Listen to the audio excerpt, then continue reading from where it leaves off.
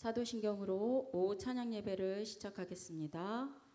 전능하사 천지를 만드신 하나님 아버지를 내가 믿사오며 그 외아들 우리 주 예수 그리스도를 믿사오니 이는 성령으로 잉태하사 동정녀 마리에게 나시고 본디오 빌라도에게 고난을 받으사 십자가에 못 박혀 죽으시고 장사한 지 사흘 만에 죽은 자 가운데서 다시 살아나시며 하늘에 오르사 전능하신 하나님 우편에 앉아 계시다가 저리로서 산 자와 죽은 자를 심판하러 오시리라.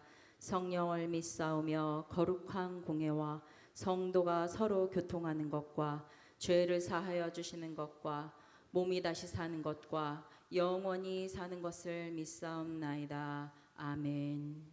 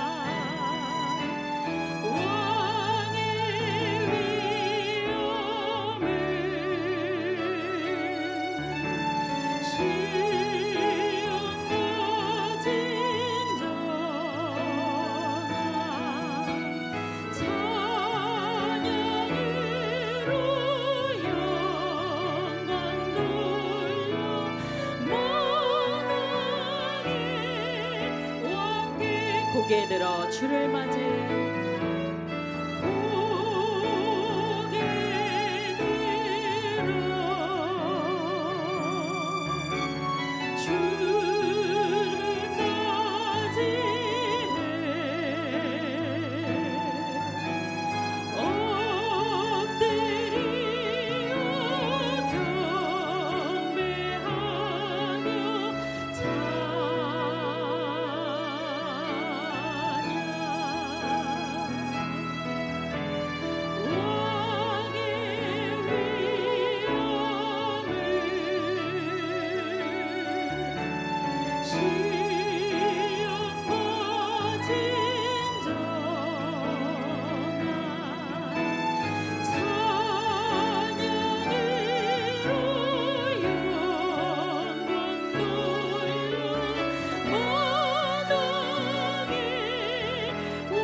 다시 한번 찬양합니다. 고개 들어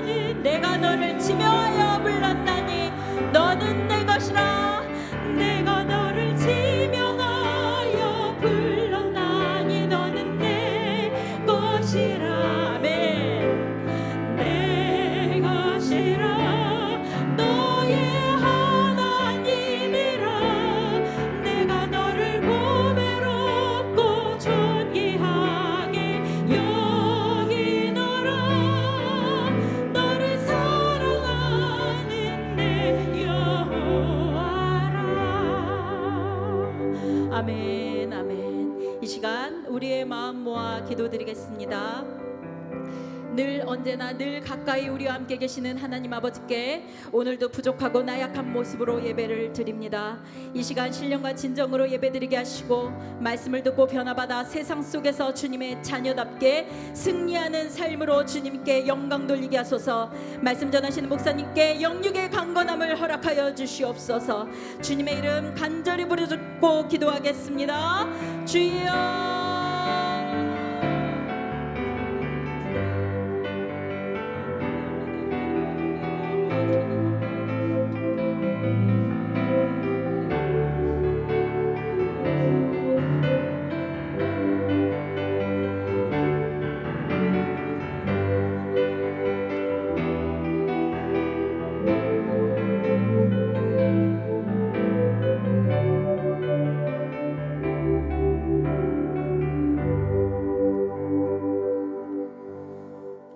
오늘도 나를 지명하여 부르신 그 부르심 앞에 합당하게 반응하기 원합니다. 은혜 주셔서 듣는 말씀 가운데 영광 받아주시고 은혜 베풀어 주시옵소서. 예배에 참여한 모든 성도님들 한 분 한 분의 삶 가운데 개입하여 주셔서 은혜로 하루하루를 살아가는 우리 성도님들 삶 될 수 있도록 주관하시고 역사해 주시옵소서. 예배의 시용을 주님께 의탁할 때 감사드리며 예수님 이름으로 기도합니다. 아멘.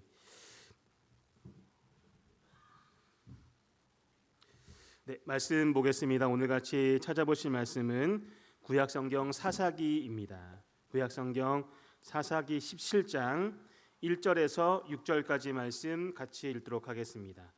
제가 가지고 있는 성경 구약성경 390면 쪽에 기록되어져 있습니다.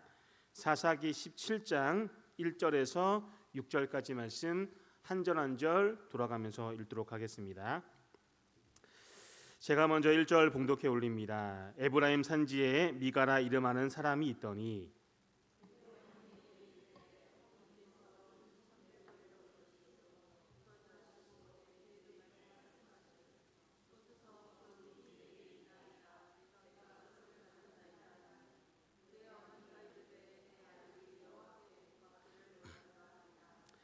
미가가 은 1,100을 그의 어머니에게 도로 주매 그의 어머니가 이르되 내가 내 아들을 위하여 한 신상을 새기며 한 신상을 부어 만들기 위해 내 손에서 이 은을 여호와께 거룩히 드리노라. 그러므로 내가 이제 이 은을 내게 도로 주리라.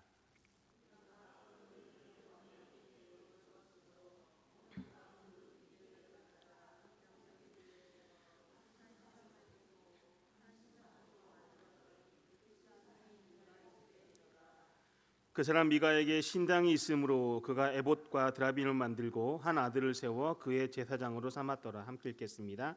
그때에는 이스라엘의 왕이 없었으므로 사람마다 자기 소견에 오른 대로 행하였더라. 아멘. 네, 옆에 분들 바라보시면서 참 잘 나오셨습니다. 서로 인사하며 교제하겠습니다. 네, 오늘도 예배에 나오신 여러분들 한 분 한 분 축복하고 사랑하고 권면합니다. 네, 오늘 말씀의 제목은 가짜의 삶에서 진짜의 삶으로 살아가기입니다. 가짜의 삶 속에서 진짜의 삶으로 살아가기라고 제목을 붙여봤습니다. 네, 우리가 발을 딛고 살아가는 세상에는 가짜가 참 많습니다. 교묘하게 진짜를 흉내내면서 사람들을 속이고 피해를 주는 것들이 많습니다. 그래서 내가 가지고 있는 것이 진짜인지 가짜인지, 내가 알고 있는 것이 진짜인지 가짜인지, 또한 내가 경험한 것이 진짜인지 가짜인지 잘 분별하는 것이 중요합니다. 그렇지 않으면 가짜로 인하여서 큰 피해를 볼 수 있기 때문입니다. 특별히 우리는 변하지 않는 진짜 진리를 가지고 세상의 수많은 가짜들과 맞서고 있습니다. 세상 사람들이 따르고 있는 가짜들이 얼마나 많습니까? 가짜 성공, 가짜 만족, 또한 가짜 종교, 가짜 행복, 온통 가짜 투성입니다. 그런데 더 심각한 문제는 가짜를 진짜로 생각할 때 일어난다는 것입니다. 가짜를 가지고 있으면서 가짜인 줄 모르고 그것이 진짜인 줄로 착각할 때의 문제는 더 커지고 더 비참하게 된다는 것입니다. 이단에 빠진 사람들, 사이비 종교에 빠진 사람들을 한번 생각해 봤으면 좋겠습니다. 그들은 그들이 자신이 믿고 있는 그 가짜를 진짜로 생각합니다. 참 불쌍한 일이죠. 복을 받기 위해서 온갖 애쓰면서 온갖 수고를 다 하지만 결과로 따지면 어떤 것도 얻을 수 없습니다. 따지고 보면 예수님을 모르는 세상 사람들도, 세상의 수많은 사람들도 별반 다르지 않습니다. 세상에 많은 사람들이 가짜 행복을 추구하면서 살아가지만 결국 하나님을 떠난 인생에 남는 것은 헛된 수고와 깊은 슬픔뿐입니다. 그럼 진짜를 믿는 우리는 가짜로부터 안전할까요? 어떻게 우리의 안전을 지킬 수 있을까요? 계속되는 가짜의 도전과 공격 앞에 자신을 지키려면 우리는 계속해서 진리로 무장하고 계속해서 말씀으로 내 삶을 투영하며 살펴야 한다는 것입니다. 그렇지 않으면 가짜의 영향을 받아서 정작 진짜에서 멀어질 수 있습니다. 오늘 우리가 같이 읽었던 본문에서 우리는 그와 같은 모습을 볼 수 있습니다. 이스라엘 백성들이 얼마나 빨리 진리에서 떠나는지 볼 수 있습니다. 하나님을 섬긴다고 하면서 동시에 얼마나 쉽게 하나님이 미워하시는 일을 하는지 우리는 볼 수 있는 것입니다. 그만큼 가짜로부터 영향을 받지 않고 살기가 어렵다는 것을 알 수 있습니다. 그래서 하나님이 가나안 족속을 진멸하라고 말씀하셨던 것입니다. 그러면 우리도 온통 가짜로 가득한 세상 속에 살아가고 있는데 어떻게 가짜 속에서 진짜로 살아갈 수 있을까요? 오늘을 살아갈 때 이스라엘 백성들이 저질렀던 실수를 반복하지 않으려면 우리는 어떻게 해야 할까요? 오늘 그 방법을 생각해 보기 원합니다. 오늘 우리가 같이 읽었던 본문 17장부터는 사사기의 새로운 단락이 시작됩니다. 오늘 본문 17장부터는 사사기의 결론에 해당되는 부분입니다. 이 사사기의 결론은 두 부분으로 나눌 수 있습니다. 사사기의 서론이 두 번에 걸쳐서 기록되어져 있는데 사사기 결론 또한 두 번에 걸쳐서 기록되어 있습니다. 그래서 이 사사기의 구성을 보면 두 번의 서론과 두 번의 결론이 있고 중간에 사사들의 이야기로 구성되어 있는 것을 우리는 볼 수 있습니다. 그리고 두 번째 결론 중에 첫째 결론에 해당되는 것이 우리가 같이 읽었던 본문 17장과 18장인데 이스라엘의 종교적인 타락이 주된 내용입니다. 종교적으로 이스라엘의 타락이 어떠했는지 구체적으로 말씀을 통하여 알 수 있다는 것입니다. 사사기에서 반복해서 이스라엘이 하나님 앞에서 악을 행했다라고 했을 때 그것이 실제로 어떤 모습이었는지 알 수 없었습니다. 그런데 이제 결론 부분에서 이스라엘의 악이 어떤 모습이었는지 그들의 타락한 모습을 구체적으로 알 수 있는 것입니다. 특별히 결론을 보면서 주의해야 할 점은 결론에 나오는 사건들은 삼손 다음에 있었던 일이 아니라는 것입니다. 이야기의 배경이나 인물의 연대 등을 생각해 봤을 때 그리고 지파들의 정황들을 고려해 봤을 때 결론에 나온 사건들은 사사기 초기에 있었던 일입니다. 그래서 단순히 시간적인 순서를 생각하면 사사기는 16장의 삼손 이야기가 마지막이라고 할 수 있습니다. 결론은 뒤에 나오고 있지만 시간적인 구성으로는 더 먼저 있었던 일입니다. 그리고 또 한 가지 결론에서 우리가 주의해야 할 점은 마음의 준비가 필요합니다. 이스라엘의 타락한 모습에 충격을 받지 않도록 조심해야 한다는 것입니다. 특히 두 번째 결론에서는 정말 잔인하고 끔찍한 사건들이 많이 나옵니다. 그동안 본론에서는 타락해가는 사사들을 볼 수 있었다면 결론에서는 타락한 백성들의 모습을 볼 수 있습니다. 그럼 백성들의 모습을 보기 위해서 우리 본문 한번 같이 보겠습니다. 오늘 본문에는 에브라임 지파에 속한 한 가정의 모습이 나오고 있습니다. 또 모든 이스라엘의 가정이 이와 같은 모습이라고 우리가 단정 지을 수는 없지만 그 모습이 아마 크게 다르지는 않을 것입니다. 우리 본문 1절과 2절 같이 한번 읽어보겠습니다. 에브라임 산지에 미가라 이름하는 사람이 있더니 그의 어머니에게 이르되 어머니께서 은 1,100을 잃어버리셨으므로 저주하시고 내기에도 말씀하셨더니 보소서 그 은이 내게 있나이다. 내가 그것을 가졌나이다 하니 그의 어머니가 이르되 내 아들이 여호와께 복받기를 원하노라 하니라 라고 기록되어져 있습니다. 에브라임 산지에 살고 있는 미가라는 사람이 소개되고 있습니다. 어느 날 미가는 자신의 어머니가 저주하는 것을 듣게 됩니다. 미가의 어머니가 저주한 이유는 은 1,100을 잃어버렸기 때문입니다. 그런데 좀 이상합니다. 돈을 잃어버린 것은 어머니 자신의 실수가 아닐까요? 자기가 잃어버려 놓고 지금 누구를 저주하고 있는 걸까요? 그 돈을 취한 사람을 생각하면서 저주하고 있는 걸까요? 우리 성경에 잃어버렸다고 번역이 되어 있어서 이런 오해를 할 수 있는데, 여기서 잃어버렸다는 말의 본래 의미는 취하다, 잡다라는 뜻을 담고 있습니다. 미가의 어머니가 돈을 들고 나갔다가 깜빡하고 두고 왔다는 말이 아닙니다. 미가의 어머니가 만약에 경찰서에 가서 신고한다면 뭐라고 신고를 해야 할까요? 분실 신고를 하는 것이 아니라 절도 신고를 해야 하는 것입니다.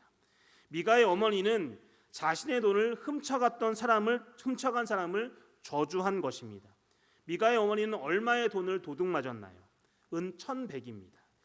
지금 가치로 이 돈을 계산해 보면 노동자가 100년을 넘게 일해야 모을 수 있는 엄청난 액수의 돈이라고 합니다. 혹시 은 1,100이라고 하니까 생각나는 성경 구절이 모습이 있지 않습니까? 이전에 이 블레셋 지도자가 들릴라에게 약속했던 돈의 액수와 똑같습니다. 이 들릴라는 블레셋 지도자 각자에게 은 1,100을 받았으니까 아마 실제로는 1,100보다 훨씬 더 많은 금액을 받았으리라 추측이 됩니다. 그리고 오늘 본문의 배경은 사사시대 초기의 모습이고 삼손시대보다 훨씬 전의 일인 것입니다. 다만 우리가 이를 통하여서 짐작할 수 있는 것은 미가의 집안이 그만큼 재력이 있는 부유한 집안이었다는 사실입니다. 이렇게 미가의 어머니가 큰 돈을 도둑맞은 것으로부터 문제는 시작되는데, 이 문제에는 사실 숨겨진 진실이 하나 있습니다. 그래서 이 사건의 진짜 문제는 돈을 도둑맞은 것이 아닙니다. 돈을 도둑맞은 것보다 더 큰 문제가 숨겨져 있다는 것입니다. 그것은 돈을 훔쳐간 사람이 다름 아닌 아들 미가라는 사실입니다. 미가는 어머니의 돈을 훔쳤다가 어머니의 그 저주 소리를 듣고 두려워서 다시 돈을 돌려준 것입니다. 미가의 어머니가 어떤 말로 이 아들을 저주했는지는 모르겠지만 미가의 마음을 180도 바꿀 만큼의 아주 효과적인 저주의 말이었을 것입니다. 그런데 여기서 미가가 돈을 훔쳐간 것보다 더 큰 문제가 있습니다. 미가가 사실을 털어놓자 어머니는 오히려 미가를 축복합니다. 내 아들이 여호와께 복받기를 원하노라. 미가의 어머니는 돈을 훔쳐간 사람을 저주했다가 그 저주의 대상자가 아들인 것을 알고 저주해서 축복의 언어로 싹 바꿔버립니다. 그리고 나서 아들의 죄에 대해서는 아무런 말도 하고 있지 않은 것입니다. 이 어머니가 정말 넓은 마음을 가지고 있어서 아들을 사랑하는 마음이 너무 커서 그러는 걸까요? 이 가정의 문제의 근본이 어디에 있는지 알 수 있는 장면입니다. 미가의 어머니는 자녀의 죄를 다루지 않았습니다. 왜 자신의 돈을 훔쳤는지, 왜 이런 일을 했는지 알려고 하지 않았다는 것입니다. 이 일이 어떤 잘못인지, 하나님이 이 일에 대해서 어떻게 말씀하셨는지 전혀 언급하지 않았습니다. 돈을 훔쳐간 아들의 죄를 다루지 않는 엄마의 문제는 더 큰 문제입니다. 문제는 더 큰 문제를 부르고 더 큰 문제는 또 더 큰 문제를 부르게 되는 것이죠. 부모가 자녀의 잘못을 보고 무조건 정죄하면서 지적하는 것은 문제입니다. 하지만 자녀의 잘못을 보고도 다루지 않고 항상 봐주고 용납하는 것, 잘못을 잘못이라고 이야기하지 않고 말하지 않는 것은 더 큰 문제인 것입니다. 자녀의 잘못된 모습을 보면서 아들아 딸아 너의 잘못이 아니야. 세상이 악해서 그래. 세상이 잘못된 거야. 이 말이 자녀를 망치는 겁니다. 잘못된 것이 있다면, 자녀가 잘못한 것이 있다면 잘못을 깨닫고 돌이킬 수 있도록 부모님이 힘써 도와줘야 합니다. 그렇게 하는 것이 부모님으로서의 책임인 것입니다. 만약에 죄에 대해서 묵인하고 넘어가면 자녀는 그릇된 길로 빠지게 됩니다. 바로 성경 속의 다윗의 모습이 다윗이 그런 실수를 범하죠. 자녀의 죄를 제대로 다루지 않았기 때문에 다윗은 가슴이 찢어지는 아픔을 겪으면서 그 그 고통을 혼자 감수해야만 했습니다. 물론 죄를 다루는 과정은 언제나 힘이 들고 어렵습니다. 우리의 본성은 그런 힘든 과정을 좋아하지 않죠. 하지만 정말 자녀를 사랑한다면 힘든 과정을 직면해야 합니다. 죄를 다루고 죄에 대해서 분명히 가르쳐야 한다는 것입니다. 단호하게 죄의 결과를 가르치되 그와 함께 그 모든 것을 덮어주시는 하나님의 한량없는 은혜와 용서를 또한 함께 가르쳐야 한다는 것입니다. 하나님이 행하신 일과 그 은혜의 크기를 알려줘야 한다는 것이죠. 그것이 부모로서의 역할입니다. 하지만 이 미가의 가정에는 그런 사랑이 없었습니다. 그리고 죄를 다루지 않는 더 큰 문제를 부르게 됩니다. 미가의 어머니는 미가에게 돌려받은 돈으로 뜻밖의 일을 합니다. 우리 본문 3절과 4절 같이 한번 읽어보겠습니다. 미가가 은 1,100을 그의 어머니에게 도로 주매 그의 어머니가 이르되 내가 내 아들을 위하여 한 신상을 새기며 한 신상을 부어 만들기에 내 손에서 이 은을 여호와께 거룩히 드리노라. 그러므로 내가 이제 이 은을 내게 도로 주리라. 미가가 그 은을 그의 어머니에게 도로 주었으므로 어머니가 그 은 200을 가져다가 은장새기에게 주어 한 신상을 새기고 한 신상을 부어 만들었더니 그 신상이 미가의 집에 있더라라고 기록되어져 있습니다. 미가의 어머니는 되찾은 은을 가지고 여호와께 거룩히 드린다고 말합니다. 그 돈을 구별해서 하나님께 드리겠다는 겁니다. 그래서 한 신상을 새겨 만들고 그 신상에 은을 부어서 우상을 만들게 됩니다. 왜 이런 일을 하는 걸까요? 아들을 위해서 우상을 만듭니다. 자기 아들을 위해서 하나님의 이름을 들먹이면서 우상을 만든 것입니다. 아마도 자신이 했던 그 저주가 아들에게 불행을 가져오진 않을까 염려하고 불안했을 겁니다. 그래서 은을 부어 드리면서 하나님의 호의를 얻으려고 한 것입니다. 이 모습이 바로 내 마음대로 신앙입니다. 하나님이 무엇을 명령하셨는지, 무엇을 원하시는지, 무엇을 금지하셨는지, 또한 무엇을 미워하시는지, 하나님 앞에 무엇이 죄인지 상관없다는 것입니다. 그저 내가 하고 싶은 대로, 내 생각대로, 다른 사람이 하는 대로 답습하면서 무조건 따라가는 겁니다. 그래서 하나님이 명령하신 십계명의 제2계명을 노골적으로 무시하고 있는 것입니다. 하나님은 어떤 형상이든지 우상을 만들지 말라고 분명하게 말씀하셨습니다. 우상을 만드는 것은 하나님이 미워하시는 가증스러운 행위인 것입니다. 하지만 이 미가의 집안은 그 일을 하나님의 이름으로 행하고 있다는 것입니다. 우리가 어떤 의도를 가지고 있든지 얼마나 아름다운 작품을 만들든지 그로 인해서 사람들이 얼마나 감탄을 하든지 상관없습니다.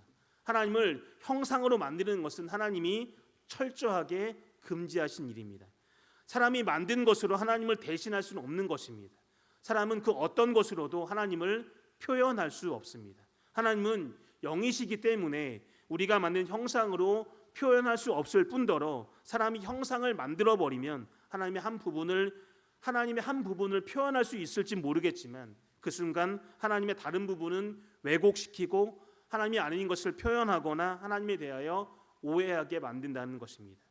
하나님은 우리가 조각할 수 있는 분이 아니십니다.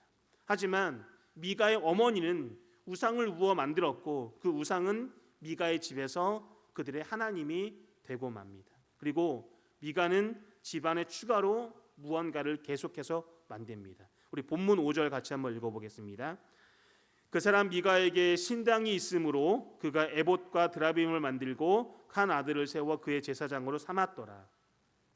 미가에게 신당이 있었습니다. 신당이라는 것은 문자적으로 신들의 집이라는 것입니다. 뜻입니다.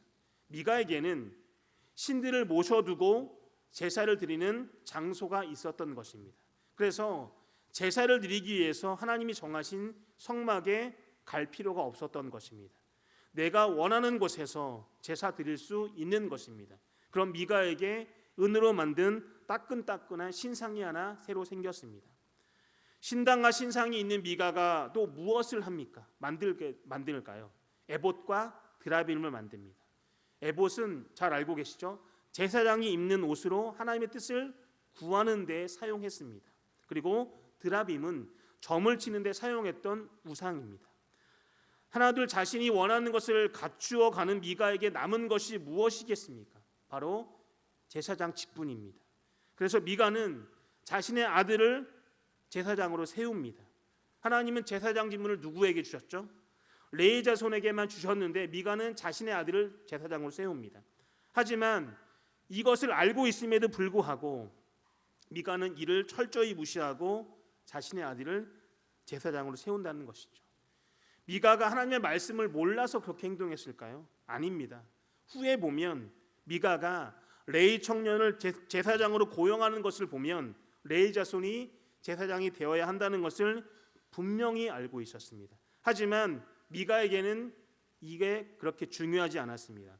하면 좋고 안 해도 별 문제 없는 그런 정도의 일이었던 것입니다. 그래서 결국 미가는 온통 가짜로 만들어진 가짜 신앙을 세우게 되는 것입니다. 그럼에도 미가는 자신이 섬기는 우상에 대해서 여호와 이스라엘의 하나님이란 이름을 붙이고 있는 것입니다. 하나님을 섬긴다고는 하지만 껍데기와 무늬뿐입니다. 진짜는 없고 가짜만 있는 것입니다. 하나님이 명령하신 것과 관계없이 모든 것을 자기 소견에 옳은 대로 자기 마음대로 행했던 것입니다. 이런 미가를 두고 성경은 이렇게 평가합니다. 우리 본문 6절 같이 한번 읽어보겠습니다. 그때에는 이스라엘에 왕이 없었으므로 사람마다 자기 소견에 옳은 대로 행하였더라. 이스라엘이 자기 소견에 옳은 대로 자기 눈에 좋아 보이는 대로 행동합니다. 하나님이 이스라엘의 왕으로 분명히 계셨지만 그들은 왕이신 하나님을 따르지 않았다는 것입니다. 왕이신 하나님을 무시하고 스스로 왕이 되었던 것입니다. 그래서 이스라엘이 어떻게 합니까? 말씀이 아니라 자기 생각대로 행동합니다. 내가 원하는 대로 제사장을 세우고 내가 원하는 대로 우상을 만들고 내가 원하는 대로 신당을 세우고 내가 원하는 대로 제사를 드리는 겁니다. 그리고는 이 모든 것이 하나님을 섬긴다라고 말합니다. 그들이 섬긴 것은 하나님이 결코 아닙니다. 자신이 만든 가짜 신일 뿐입니다. 눈에 보이는 것들을 쫓아서 가짜가 주는 만족과 유익과 편안함을 쫓아서 그저 자기 소견에 옳은 대로 그렇게 이스라엘은 가짜를 쫓아갔습니다. 여러분, 가짜가 가득한 세상에서 말씀을 따르지 않으면 우리는 진짜로 살아갈 수 없습니다. 이스라엘처럼 가짜가 될 수밖에 없습니다. 그러니 말씀을 따르시기 바랍니다. 말씀을 필수가 아닌 선택으로 만들지 마시기 바랍니다. 우리가 가짜 속에서 진짜로 살아가기 위해서는 하나님이 말씀하신 것을 선택사항으로 만들면 안 됩니다. 하나님이 우리에게 주신 명령은 해도 되고 안 해도 되는 선택이 아니라 필수인 것입니다. 만약 우리가 하나님의 말씀을 필수가 아닌 선택사항으로 생각한다면 그것은 하나님을 내가 원하는 방식으로 내 생각대로 섬기는 것입니다. 그래서 내가 섬기는 하나님을 내가 원하는 모습으로 만드는 것입니다. 결국 하나님이 아니라 내가 만든 가짜 신을, 가짜 하나님을 섬기는 것입니다. 그러면서도 겉으로는 하나님을 섬긴다라고 할 수 있습니다. 하지만 그 하나님은 하나님이 아니십니다. 내가 만든 가짜 신일 뿐입니다. 그러면서 우리는 이렇게 말할 수 있습니다. 나는 그렇게 생각하지 않습니다. 내가 믿는 하나님은 그런 하나님이 아닙니다. 성경은 그렇게 말씀하고 있지만 나는 다르게 생각합니다. 비록 순종하진 않지만 하나님도 나의 마음을 아마 이해하실 겁니다. 하나님이 금지하신다고요? 그런 하나님을 나는 받아들일 수 없습니다라고 이야기할 수 있습니다. 하나님이 나에게 명령하신 것들은 선택사항이 될 때 내가 기분이 좋으면 들어주고 아니면 무시한다는 거죠. 내가 할 만한 것은 순종하지만 좀 어려운 것은 거절합니다. 내가 손해가 될 만한 일은 그냥 넘어갑니다. 내가 싫어하는 사람에게는 순종하지 않아도 됩니다. 하나님을 섬기는 것이 아닙니다. 내가 만든 가짜 신을 섬기고 있을 뿐입니다. 이스라엘이 우상을 만들어서 섬겼던 것과 다르지 않습니다. 비록 우리가 눈에 보이는 우상을 만들지는 않지만 하나님을 내 입맛대로 바꾸면서 우상으로 만들 수 있다는 것입니다. 우리는 얼마든지 내가 만든 가짜 신을 가짜를 섬기면서 진짜 하나님을 섬긴다라고 착각할 수 있는 것입니다. 여러분의 모습을 한번 생각해 보시기 바랍니다. 하나님이 금지하신 것들을 행하고 있지는 않으십니까? 하나님이 명령하신 것을 무시하고 있는 것은 아닙니까? 혹시 하나님의 말씀을 의도적으로 걸러내고 있는 것은 아닙니까? 우리가 이러한 태도로 말씀을 내 마음대로 선택하면서 하나님을 섬긴다라면, 만약 우리가 그렇게 행하고 있다라면 우리는 더 편하고 쉬운 하나님을 섬길 수 있습니다. 하지만 그런 하나님은 존재하지 않습니다. 그런 하나님은 내가 만들어낸 가짜 신일 뿐입니다. 내 입맛대로 취사 선택할 수 있는 하나님은 절대로 존재하지 않습니다. 여러분이 가짜로 가득한 이 세상에서 정말 진짜로 살아가길 원한다면 말씀을 선택으로 만들지 마시기 바랍니다. 하나님의 말씀을 온전히 따르면서 내 마음대로 바꾸지 마시기 바랍니다. 내가 만든 가짜 하나님을 과감하게 버리고 진짜 하나님을 온전히 섬기시기 바랍니다. 그럴 때 우리는 거짓된 이 세상에서 진짜로 살아갈 수 있을 것입니다. 하나님이 바라고 원하시는 한 분 한 분이 되시기를 바랍니다. 우리 이 말씀을 기억하면서 찬양하며 결단하며 나아가겠습니다. 우리 하나님의 약속 여호와는 너에게 찬양하신 후에 하나님, 우리가 하나님의 말씀을 선택이 아닌 필수로 여김으로 하나님의 말씀 앞에 언제나 순종하게 하시고 말씀대로 살아내는 우리의 모습이 되게 없어서라고 기도하시고, 아울러 우리 목동중앙교회 성도님들 가운데 생각나는 환우분들의 이름을 부르며 기도하신 후에 축도로 오늘 오후 찬양 예배를 마치도록 하겠습니다. 우리 찬양하겠습니다.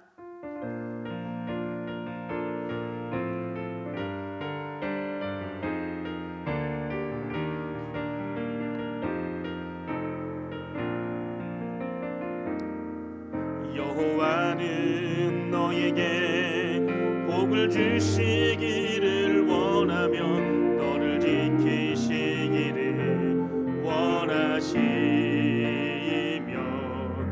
여호와는 그 얼굴을 너를 향하여 드사 은혜와 평강 주시기 원하노라. 한 번 더 고백할까요? 여호와는 너에게 복을 주시기를 원하며 너를 지키시기를 원하시며, 여호와는 그 얼굴을 너를 향하여 드사 은혜와 평강 주시기 원하노라. 너를 보배롭고 존귀하게 여기시는 하나님이 내 삶 속에서 이 약속을 신실하게 이루시리.